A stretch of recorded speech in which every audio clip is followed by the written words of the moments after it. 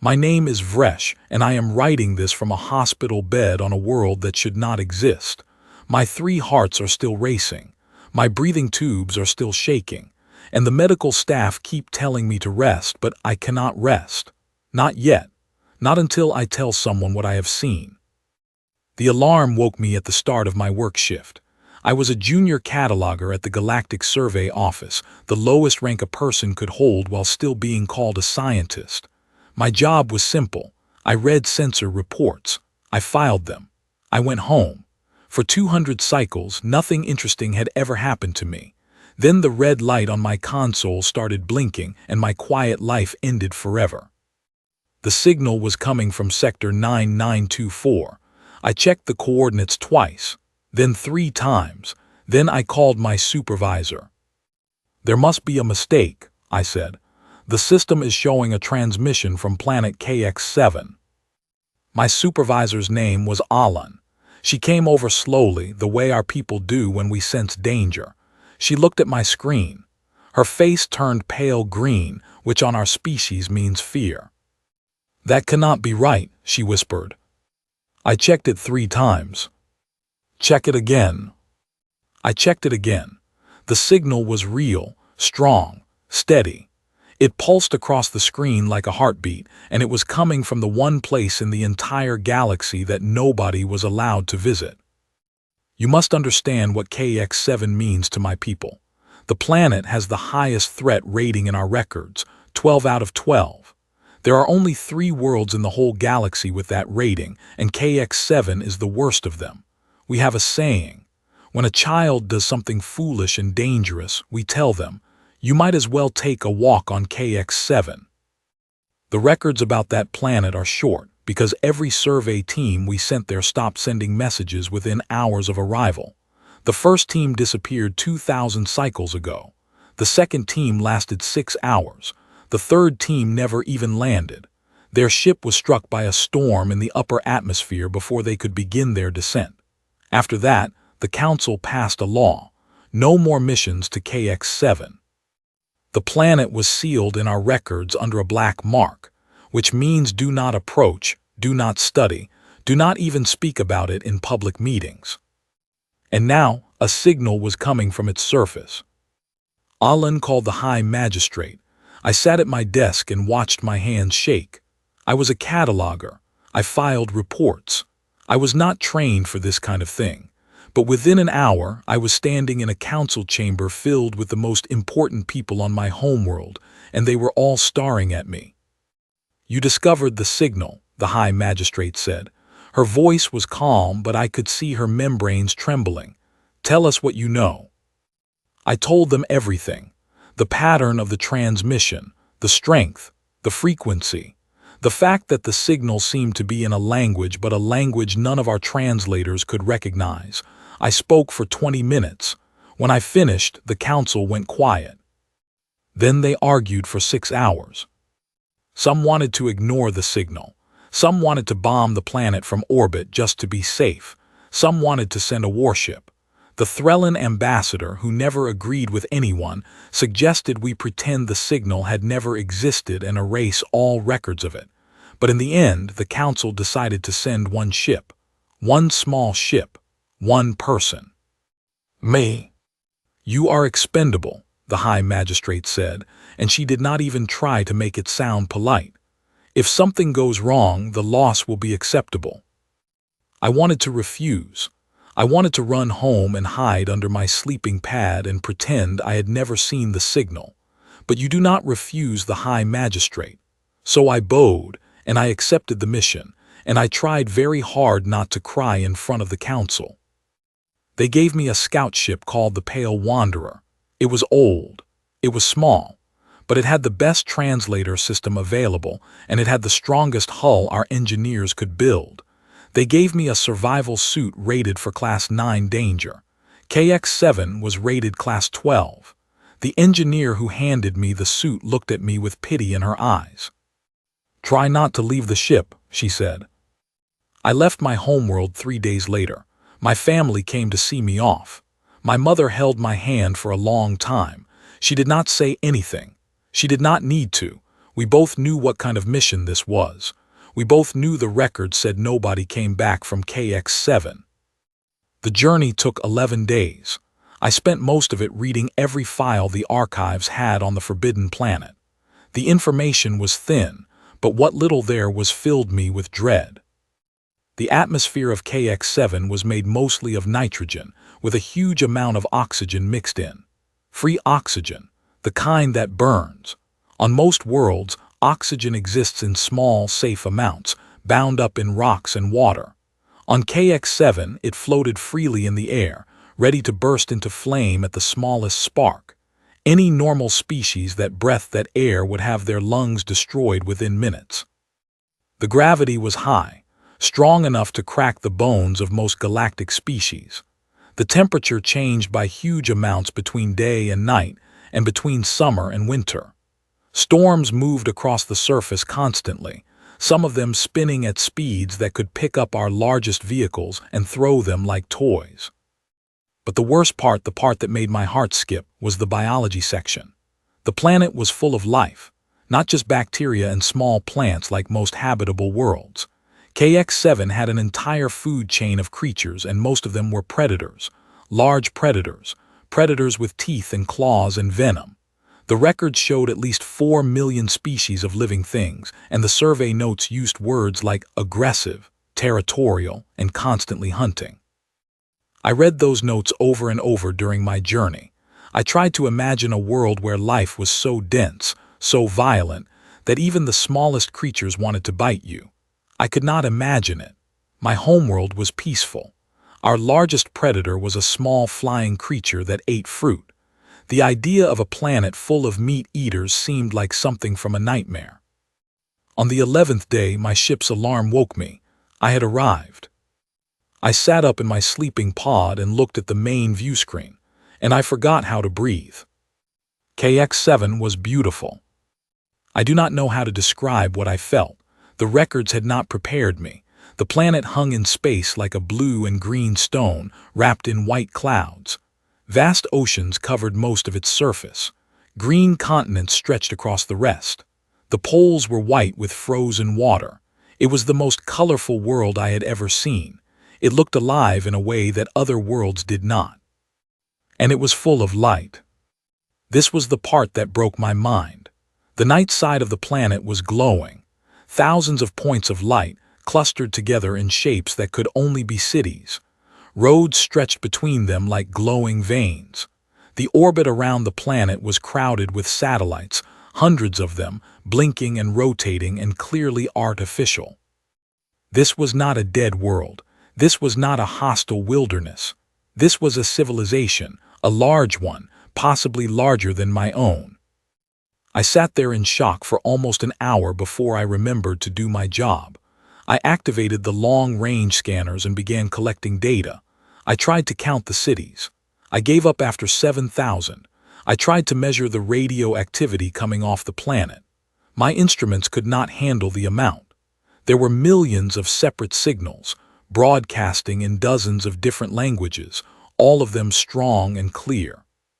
Then I tried to hail them.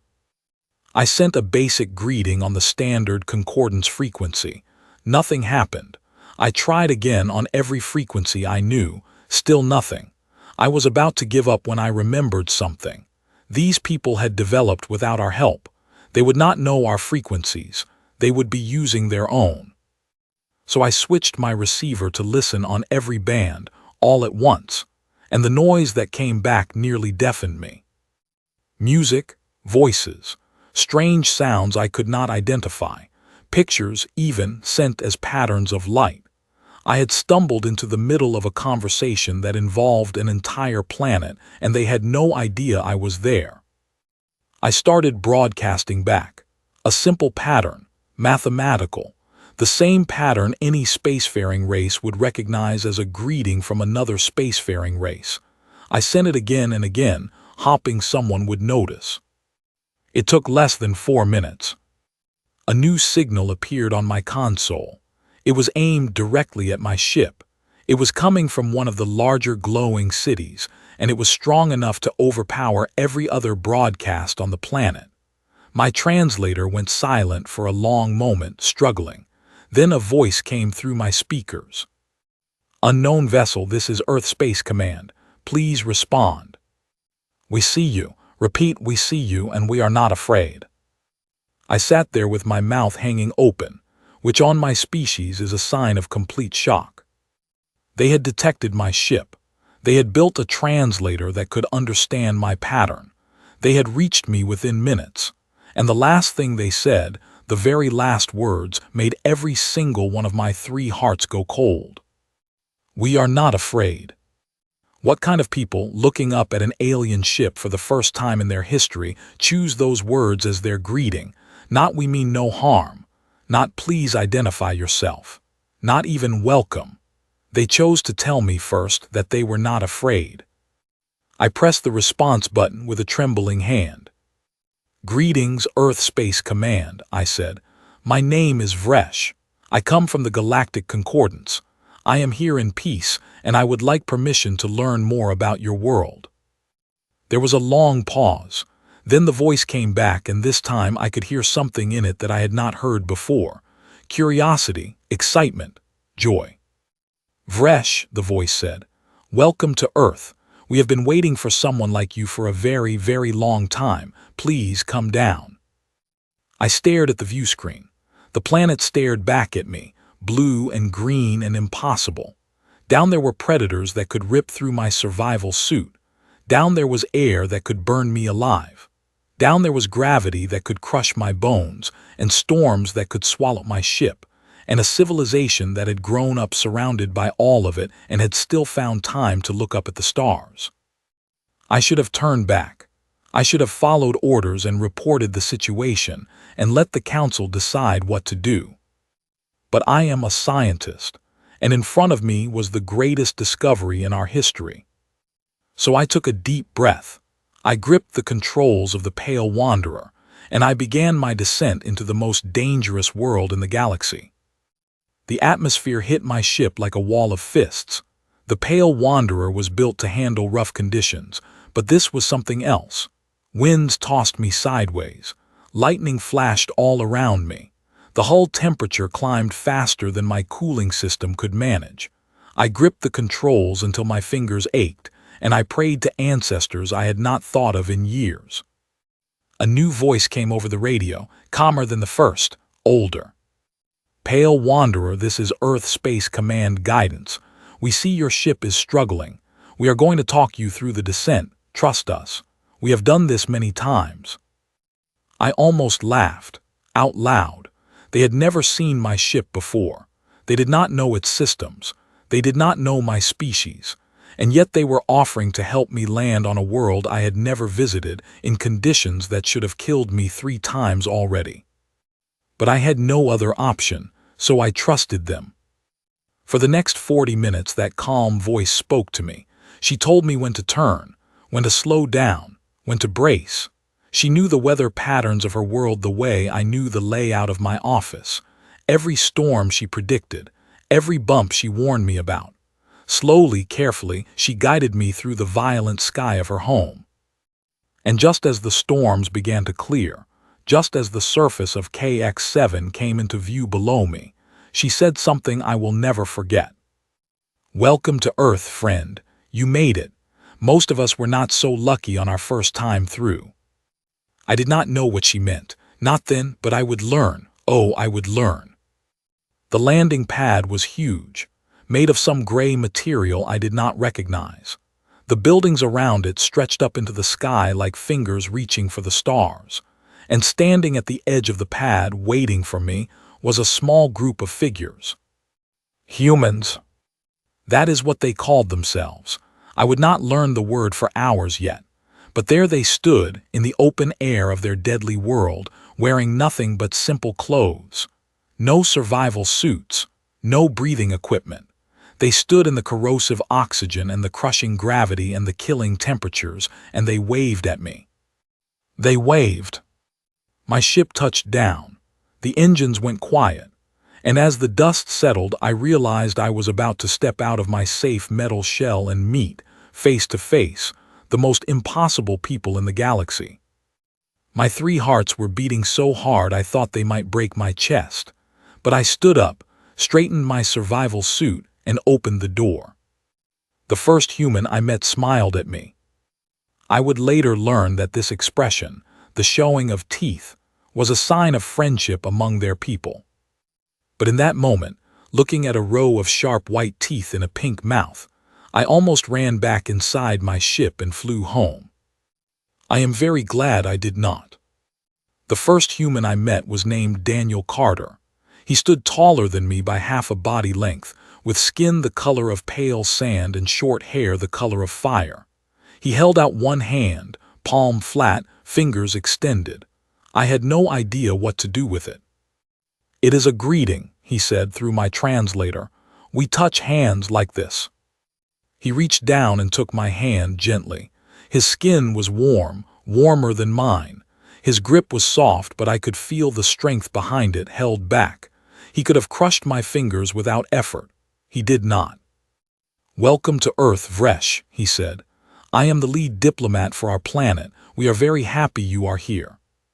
Behind him stood 5 more humans, 3 females and 2 males, all dressed in different colors, all watching me with bright eyes. I noticed something strange about their eyes. They were forward-facing, both pointing in the same direction. On my world, only one type of creature had eyes like that: the hunters, the predators that chased and caught their prey. But Daniel Carter did not look like a hunter. He looked friendly. He led me away from the landing pad toward a small vehicle that floated above the ground. The other humans followed. As we walked, I tried not to stare at everything, but I failed. The sky above me was blue, not green or purple, but a deep, soft blue. The air smelled of plants and rain and something sweet I could not name. A bird flew overhead, calling out in a clear voice.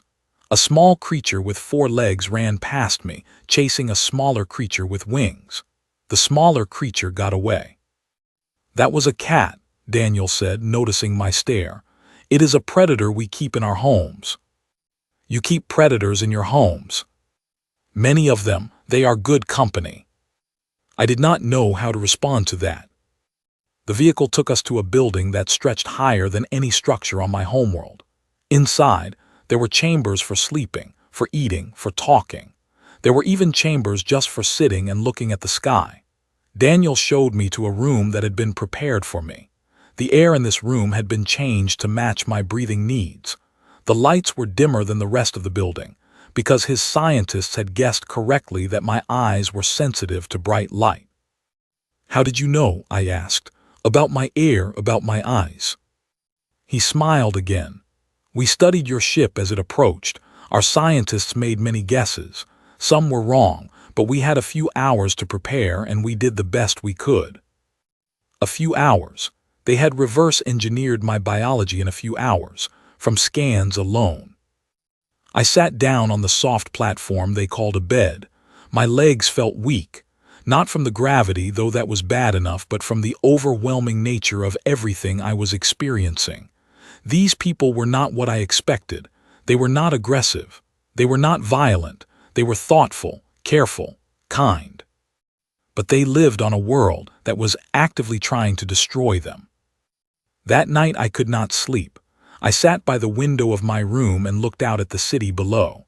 The lights stretched as far as I could see. The streets were full of vehicles. Tiny figures walked between the buildings, going about their lives, and above it all the storms gathered. A bolt of lightning split the sky. The sound came a moment later, so loud that the window vibrated. The rain began to fall in sheets. Wind howled around the building, and down on the streets the humans kept walking. Some of them opened small folding objects to cover their heads. Some of them did not even bother. They simply walked through the rain as if it were nothing. I watched one human, a small one, hold the hand of a larger one. The small one was laughing, laughing at the rain, laughing at the storm, as if the violence of the sky was the most delightful thing in the world. I began to understand then that I was not just on a different planet. I was among a different kind of mind, a mind that had been shaped by a world that fought back, a mind that had decided, somewhere deep in its history, that the answer to a violent universe was not to hide. The answer was to laugh. The next morning, Daniel came to my room and asked if I would like to meet his people. I said yes. He took me to a vehicle that flew, not floated, and we rose up above the city. The view was incredible. We flew over mountains taller than anything on my world. We flew over forests so thick I could not see the ground. We flew over a desert that stretched for thousands of miles, full of sand and stone and almost no water at all. And in the middle of that desert, I saw something that stopped my breath. A city. People had built a city in the middle of a desert. A place where the temperature was hot enough to kill, where water was scarce, where the ground itself burned in the sun. And there it was, towers of glass and metal, streets full of people, parks with trees, pools of water that should not have been possible. How, I asked, how can a city exist here? We brought the water, Daniel said. We piped it in from far away. We grew the trees ourselves. We built the buildings to handle the heat. But why live in such a place? He shrugged, because someone wanted to, so they built it. That was his entire answer, because someone wanted to, so they built it. We flew on. He showed me a place where his people lived on the slopes of a mountain that breathed fire. The mountain had buried the city beneath it more than once in their history. Each time, they had rebuilt it on top of the ruins. He showed me a place where the ground shook so often that the buildings were designed to dance with the movement. He showed me a place near the freezing pole, where the temperature dropped low enough to freeze most galactic species solid, and where humans lived in warm wooden homes and hunted on the ice for fun. For fun. I asked him about that, the hunting, the danger, the deliberate placing of themselves in harm's way. He thought for a long time before he answered. Our species was shaped by hardship, he said. We were not the strongest creatures on our planet. We were not the fastest. We did not have claws or thick fur or sharp teeth. What we had was patience, memory, each other. We learned to outlast the things that hunted us. We learned to hunt them back, and over time we became the dominant species on this world. But the world never stopped trying to test us, so we kept getting better, tougher, smarter. The danger made us who we are. We do not run from it anymore. We have made peace with it. You have made peace with danger. In a way, we respect it, we prepare for it, but we do not let it stop us from living. I sat with that thought for a long time as we flew back to the main city. I tried to imagine my own people, soft and careful as we were, growing up on a world like this. We would not have survived. The first storm would have broken us. The first predator would have ended our line. We had only thrived because our homeworld was gentle. We had built our great civilization on the foundation of an easy planet.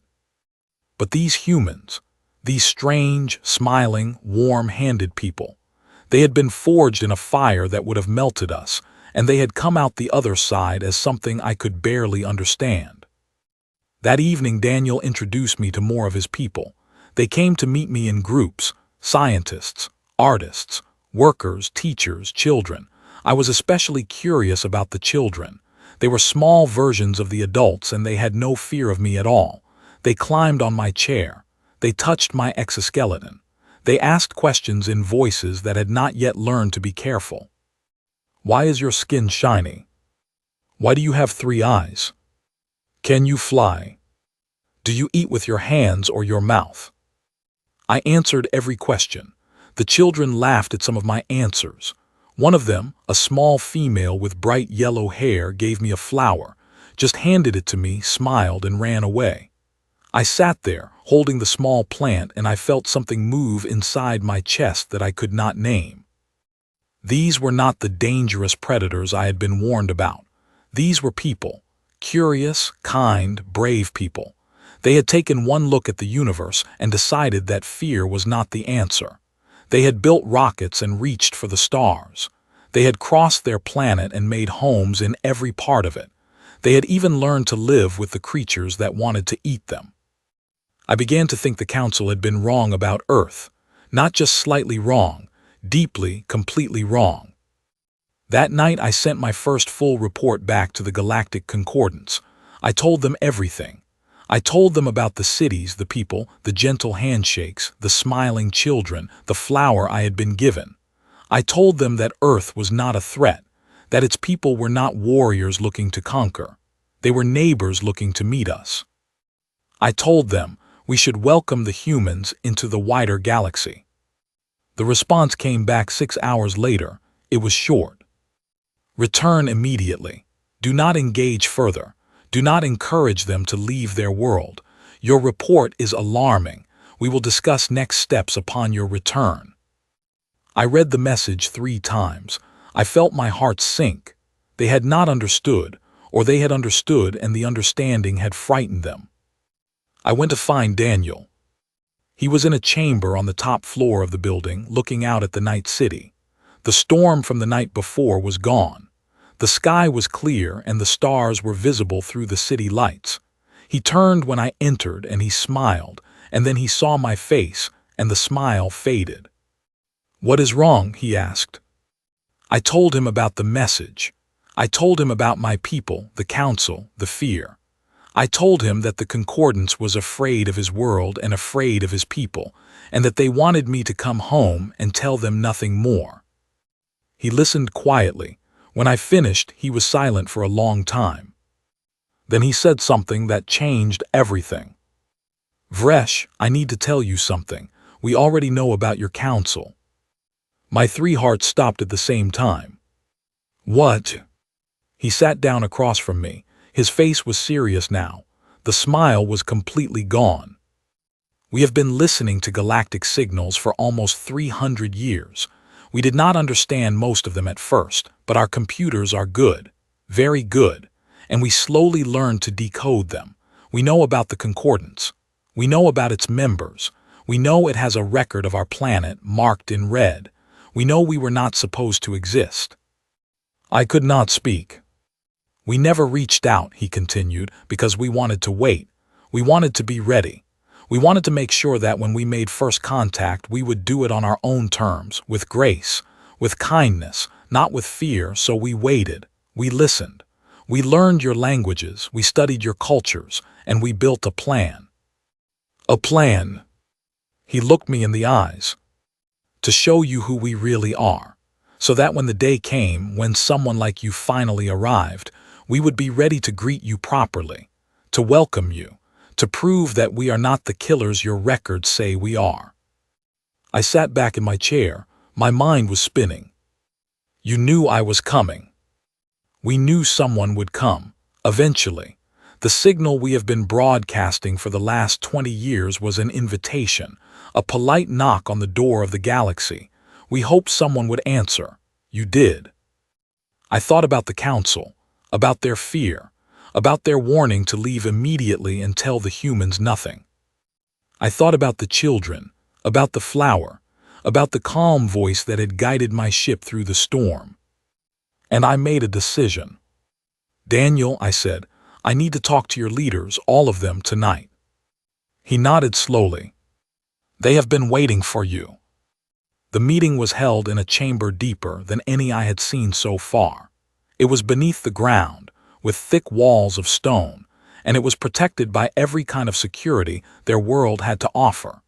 Daniel told me this was where the most important decisions of his species were made, where the leaders of every nation gathered when something truly serious needed to be discussed. Tonight they had gathered for me. There were 193 of them, one from every country on Earth.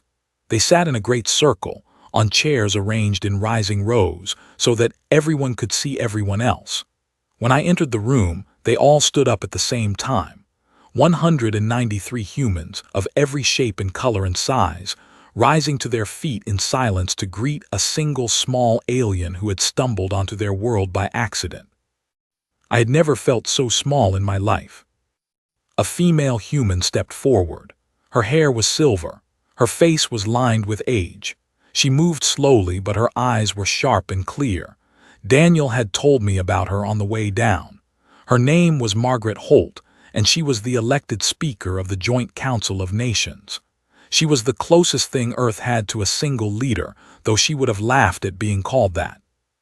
She walked to the center of the circle and she bowed to me, A small, simple bow. Then she gestured to a chair that had been set up just for me, sized for my body, with the right kind of cushion for my back. They had thought of everything. Vresh of the Galactic Concordance, she said. Her voice was soft but strong. The room was so quiet I could hear my own breathing. We are honored to receive you. Thank you for coming. I did not know how to respond, so I bowed back. The human seemed pleased by this. I sat down. Margaret Holt sat across from me. Daniel stood behind her, watching with worried eyes. The rest of the leaders settled into their seats. Tell us, Margaret said. Tell us about your people. Tell us about your council. Tell us why you came alone. We will listen. We will not interrupt. When you are finished, we will speak. So I talked. I talked for almost 2 hours. I told them everything about the Concordance, about its 311 member species, about the 8,000 worlds, about the long peace we had built and the careful way we had built it. I told them about the rating system that had marked their world in red. I told them about the fear that ran through my council, the fear that had made them want to ignore Earth or destroy it or pretend it did not exist. I told them about the warning I had received that very night, the order to come home and say nothing. Then I told them about my own thoughts. I told them I disagreed with my council. I told them that meeting them had changed me. I told them that I believed Earth and its people belonged in the wider galaxy, and that the Concordance would be richer, kinder, and braver for knowing them. When I finished, the room was silent for a very long time. Then Margaret Holt began to speak, and what she said I will remember until the day my third heart stops beating. Vresh, we thank you for your honesty. We will be just as honest with you. Yes, we know about the Concordance. Yes, we have heard your transmissions for many years. Yes, we knew that one day someone would come and we have prepared for that day. But there is something you do not know about us, something we must tell you now.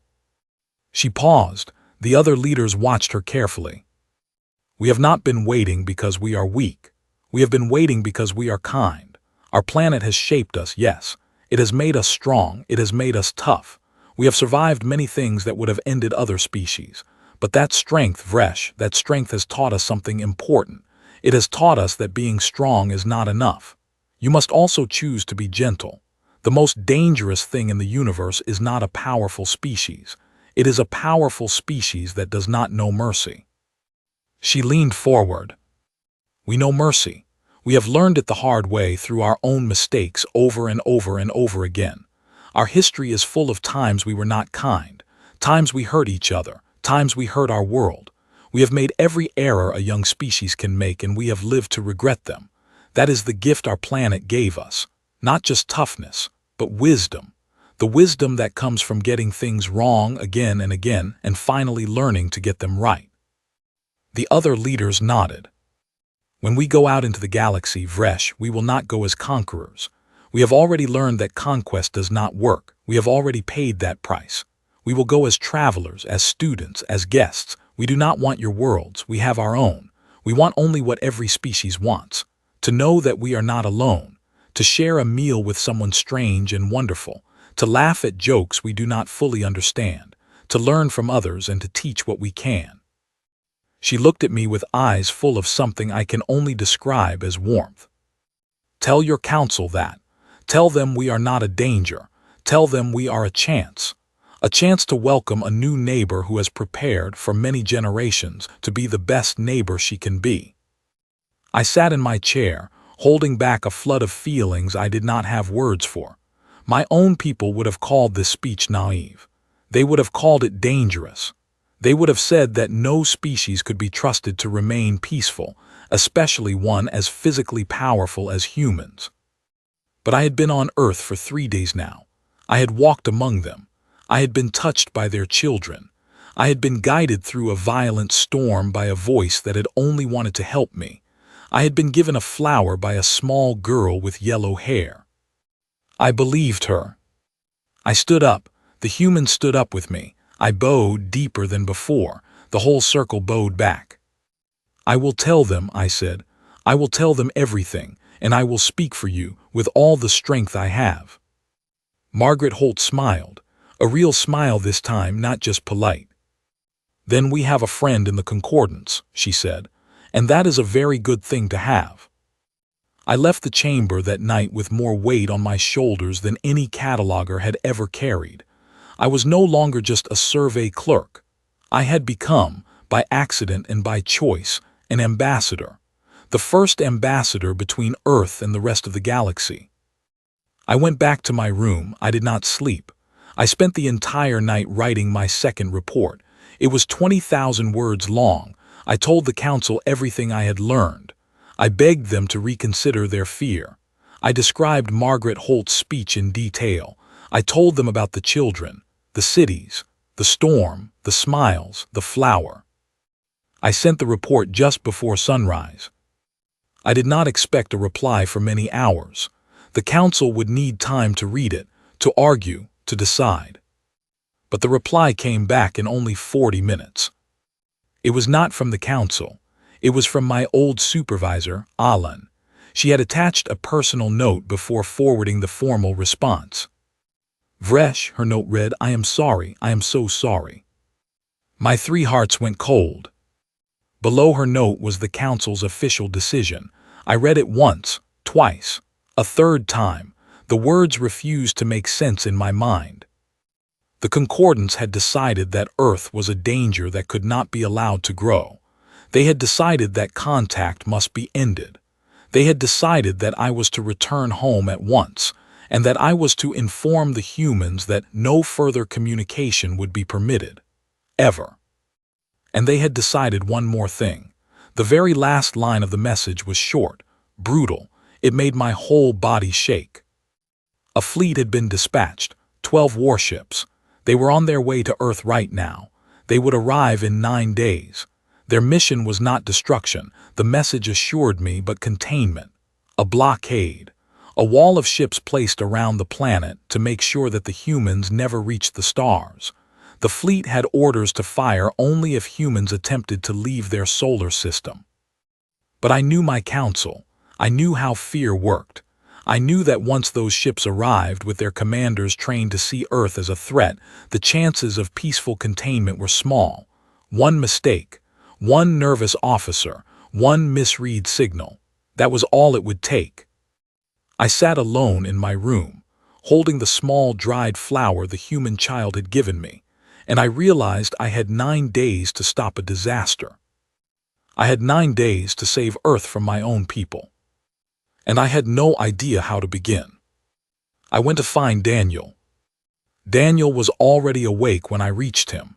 He was sitting in the chamber where we had first met, drinking the dark hot liquid his people called coffee. He looked up when I entered and his expression changed immediately. He had been smiling. Now he was not. "What has happened?" he asked. I told him.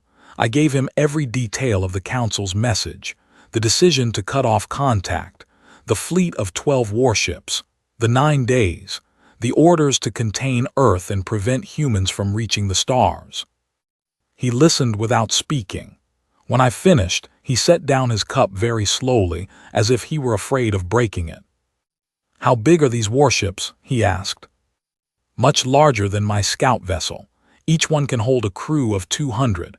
They carry weapons that can destroy a city in seconds." "And there are 12 of them." "Yes." He stood up. He walked to the window. He looked out at the city below where the morning was just beginning. Tiny figures moved through the streets. Vehicles flew between the buildings. Children walked to their schools. None of them knew what was coming. "Vresh," he said quietly, "I need to make some calls." He left the room. I sat there alone for a long time, watching the city wake up, my heart's heavy with guilt. I had brought this to them by coming here, by making my report, by being honest about the council's fear. If I had stayed away, if I had lied in my reports, if I had told the council the signal was a mistake, none of this would be happening. The humans would still be safe, hidden, free. But I knew that was not true either. The Concordance would have found them eventually, sooner or later. Another ship would have come, another cataloger. The fear was already in my people. It had been there long before I arrived. I had only been the messenger. Daniel returned 3 hours later. He was not alone. Margaret Holt was with him, along with 5 other leaders I recognized from the meeting. They all looked tired. They had been awake all night. "We have a plan," Margaret said, sitting down across from me, "but it depends on you." "Tell me," I said. She looked at the others. They all nodded. "We are going to greet your fleet," she said. I was not sure I had heard her correctly. Greet them. Yes. Margaret, they have 12 warships. They have orders to contain you. If you appear to be threatening them in any way, they will fire. We will not threaten them. Then what will you do? She smiled, and there was something fierce and beautiful in that smile. We will welcome them. We will go up to meet them in our own ships, not military ships, civilian ones. We will fill them with our best people, diplomats, artists, scientists, cooks, musicians, doctors, teachers. We will bring food and music and gifts. We will fly out unarmed and unafraid, and we will offer them everything we have. We will not run. We will not hide. We will not fight. We will simply be ourselves, and we will let them see who we really are. I stared at her in disbelief. That is your plan, to fly out unarmed and hope for the best? No, she said.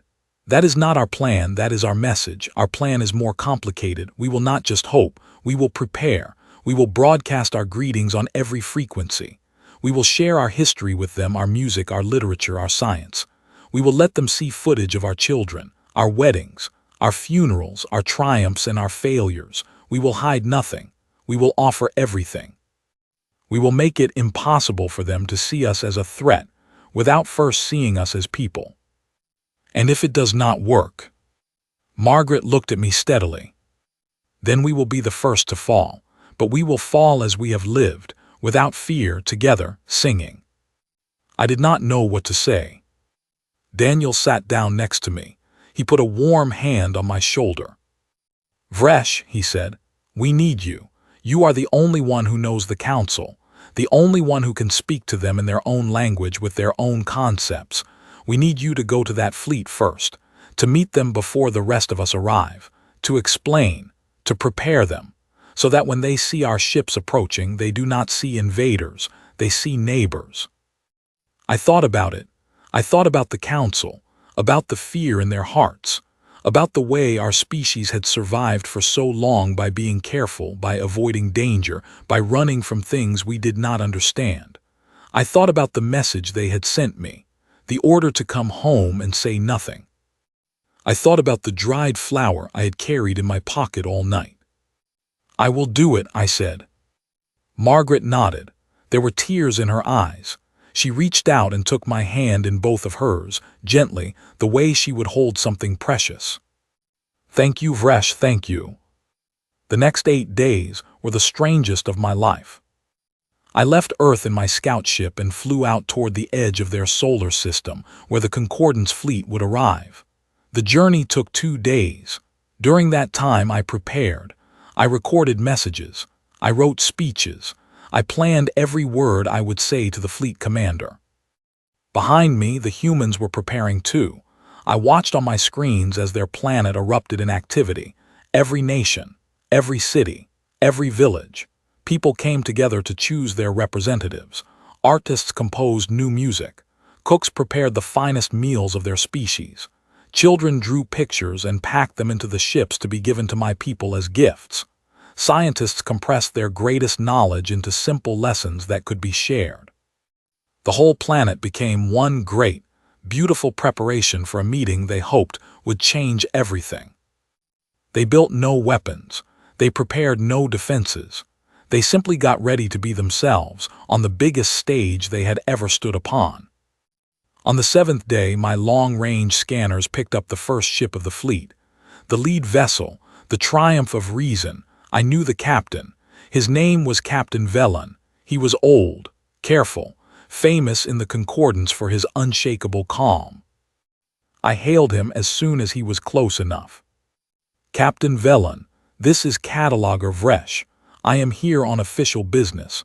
I request a conversation before you reach your destination. The reply came back fast. Cataloger, you were ordered to return home. Why are you still in this system? Captain, I have urgent information. The humans are not what we believed. I beg you to hear me before you make any decisions. Lives depend on it, please. There was a long silence. Then his voice came back, slower this time. Cataloger, come aboard, we will talk. I docked with the triumph of reason just as the rest of the fleet arrived. 11 other warships spreading out into formation around Earth's outer system. They were huge, beautiful, terrifying. Their hulls gleamed in the light of Earth's sun. Their weapons glowed faintly ready. Captain Velan met me in his command chamber. He was an old member of my species, with cracked exoskeleton and tired eyes. He had served the Concordance for almost 300 cycles.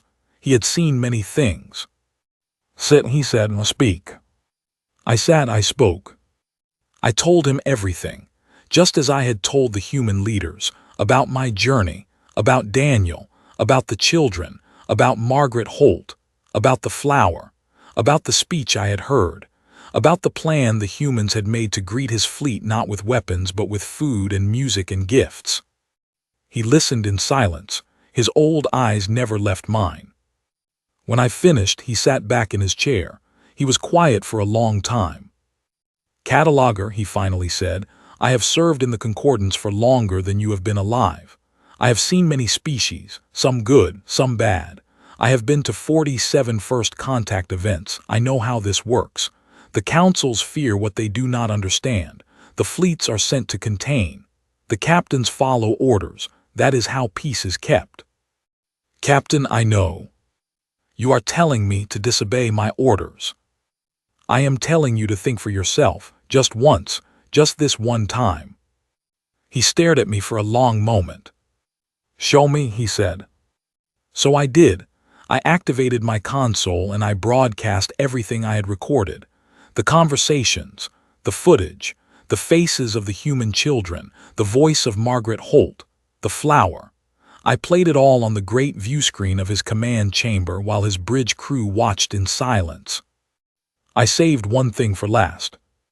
I had recorded it the day before I left Earth. The humans had gathered together at the launch site, all the people who would be flying out to meet the fleet. They had stood together in the rising sun and sung a song. I did not understand the words, but the sound of their voices, joined together, hundreds of voices in one chorus, had brought tears to my eyes even at the time. I played that song now on Captain Velan's bridge. The crew listened. Some of them looked away, some of them did not. None of them spoke. When the song ended, Captain Velan stood up. He walked to the great viewport. He looked out at the small blue and green planet hanging in the distance, with its glowing cities and its violent storms and its impossible people. He stood there for a long time. Then he turned around. Bridge, he said, open all communication channels, standard Concordance broadcast, galaxy-wide. His communication officer blinked in surprise. Captain, do it. She did it. A green light blinked on the console, showing that the channel was open. Every Concordance ship, every Concordance world, every Concordance citizen would hear what was said now. Captain Velan stood very straight. He was a soldier of the old kind, disciplined, proud. He cleared his throat.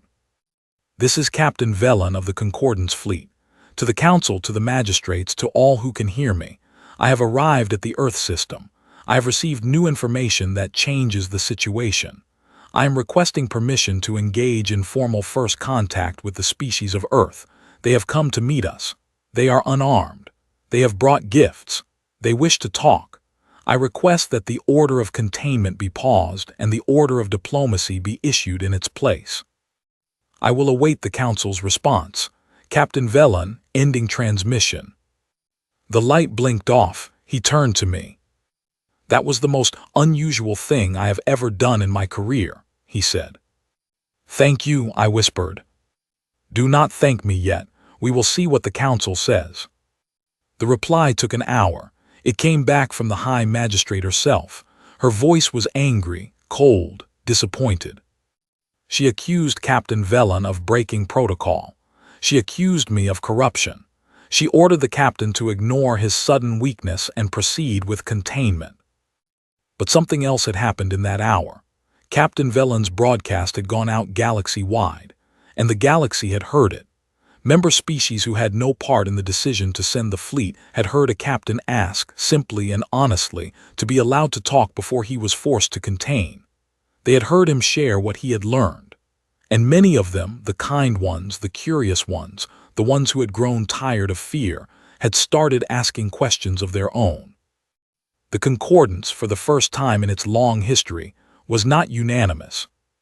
Captain Velen listened to the High Magistrate's order. He listened all the way to the end. Then he turned to his bridge crew. "We will follow standard first contact protocol," he said calmly. "Open the docking bays. Prepare to receive guests." His communication officer's mouth fell open. "Captain, that violates the order." "It does. You will face a tribunal." "I will." She stared at him, then she stood up. She turned to her console. "Docking bays opening," she said, "receiving guests." I almost wept. The first human ship arrived 3 hours later. Then another. Then another. 27 ships in total, none of them armed, all of them filled with the best of what humanity had to offer.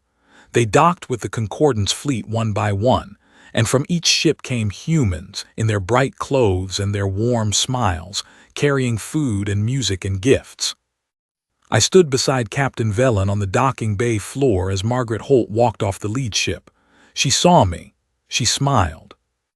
She walked up to Captain Velen. She held out her hand, flat and open. "Captain," she said, "I am Margaret. Thank you for letting us come aboard."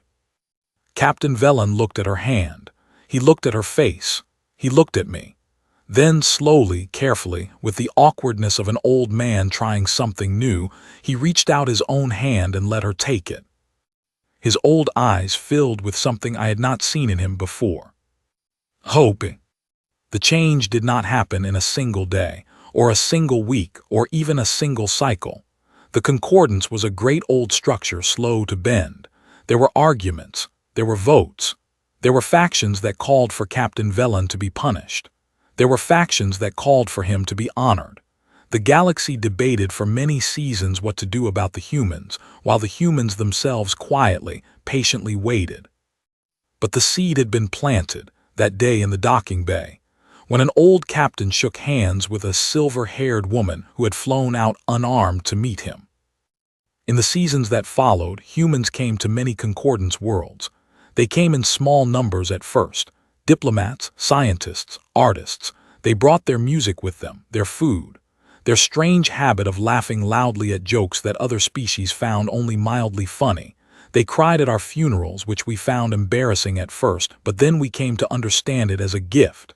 They told stories that lasted half the night. They asked endless questions. They petted creatures that had warned them not to be petted, and they laughed when the creatures bit them, and they did it again the next day. They were exhausting, they were wonderful, they changed every world they touched. But the deepest change happened to us, the Concordance, the old, careful, frightened Concordance. We had built our civilization on the foundation of fear. Fear of danger, fear of the unknown, fear of any species that might be stronger than ourselves. We had survived by running, by hiding, by choosing the gentle worlds, by avoiding the hard places. The humans showed us another way. Not a better way, perhaps, but a different one. A way of being strong without being cruel, of being brave without being foolish, of facing fear and choosing kindness anyway, of laughing at storms. Slowly, over many cycles, the Concordance began to change. We sent expeditions to worlds we had previously avoided. We made contact with species we had previously ignored. We grew. We stretched. We learned. The humans walked beside us every step of the way, smiling their tooth-filled smiles, asking their endless questions, eating their burning hot foods, falling in love with everything they saw. I was given a medal, several medals actually, for my work in the first contact, for my reports, for my courage in disobeying the council. They put a statue of me in the courtyard of the Galactic Survey office. I have never visited it. I find it embarrassing. Margaret Holt sent me a card when she heard about it. It said only, "We are proud of you. Come visit. Bring snacks." Captain Velen was put on trial. The trial lasted a long time. In the end, he was not punished. The galaxy had changed too much by then. The humans were already woven into our lives. To punish the captain who had let them in would have meant to reject everything good that had come since.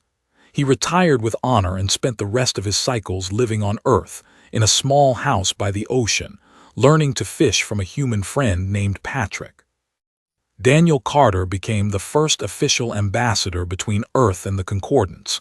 He served in that role for 15 years. He was loved by every species he met. When he grew old and tired, he went home to Earth to live out his last days. I visited him before the end. He held my hand. He smiled. "I knew you would be the one, Vresh," he said. "From the moment we saw your ship coming through the storm, I knew." I did not know what to say, so I just held his hand. He passed not long after. They buried him in a small green field outside his city. Half the galaxy attended the ceremony, including the High Magistrate herself, who had long since stopped being afraid. She placed a stone on his grave with her own 3 hands. I am old now. My exoskeleton is cracked. My third heart skips sometimes. I no longer travel as much as I used to, but I keep the small dried flower from the human child in a glass case on my desk where I can see it every day. It is the most precious thing I own. People ask me sometimes what I learned from the humans, what lesson their planet taught me. I have many answers, but the truest one is this. We thought as a galaxy that life had to be gentle to be good. We thought that the safe worlds, the easy worlds, the kind worlds were the ones that produced the best people. We were wrong. We were so wrong. The humans were forged on a planet that fought them every single day. A planet that flooded them, burned them, shook them, chased them, hunted them. A planet that gave them every reason to be afraid, every reason to be hard, every reason to be cruel. And they chose instead to be kind. That is the gift of Earth, not just toughness, not just strength, but the wisdom to use that strength gently.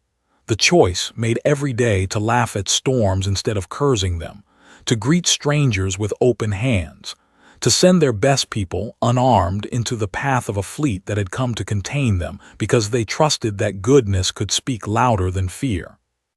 I will tell you what no record will ever properly capture, what the histories will write down but never really say. We did not save the humans on the day the fleet arrived. They saved us. They saved us from our own fear. They opened a door that had been closed for 10,000 years. And on the other side of that door was a galaxy that had been waiting, all along, for someone brave enough to walk through it singing. I am writing this from my home near the great library on my homeworld. Outside my window, the sky is its usual soft green. A human visitor walks past on the road below, talking loudly into a small device, gesturing with one hand. She is laughing about something. I do not know what. It does not matter. The sound of human laughter has become, over the long cycles of my life, one of the most familiar sounds in the universe. It is the sound of a species that should not exist. A species that grew up on the most lethal world in the galaxy and decided, against all odds, to be lovely. It is the sound of home now, for all of us. My name is Vresh. I was a junior cataloger. I filed reports for a living. I never asked for any of this. I never wanted to be brave. I never wanted to be remembered. But one day, a signal came in from a forbidden world, and I picked up the call. And the galaxy was never the same.